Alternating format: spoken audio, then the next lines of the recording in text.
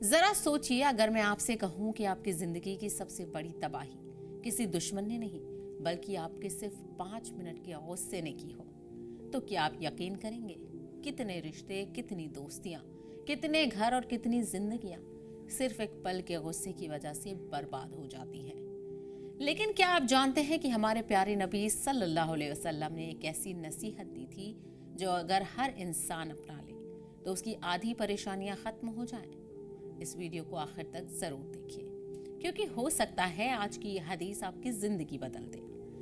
ایک آدمی اللہ کے رسول صلی اللہ علیہ وسلم کے پاس آیا اور کہا، اللہ کے رسول مجھے کچھ ایسی باتیں سکھائیے جن پر میں عمل کر سکوں۔ آپ صلی اللہ علیہ وسلم نے صرف اتنا فرمایا، غصہ مت کرو۔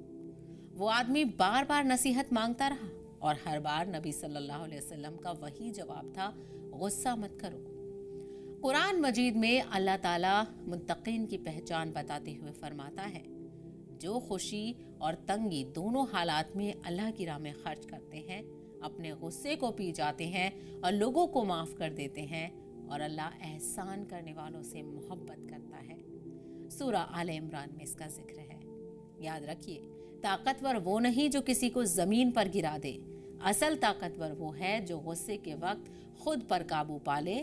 تو اگلی بار جب غصہ آئے تو نبی کریم صلی اللہ علیہ وسلم کی یہ چھوٹی سی نصیحت یاد کر لیجئے، غصہ مت کرو۔ ہو سکتا ہے یہی ایک جملہ آپ کے گھر کو ٹوٹنے سے بچا لے، آپ کے رشتوں کو بکھرنے سے بچا لے، اور سب سے اہم، آپ کو اللہ کی محبت کے قریب کر دے۔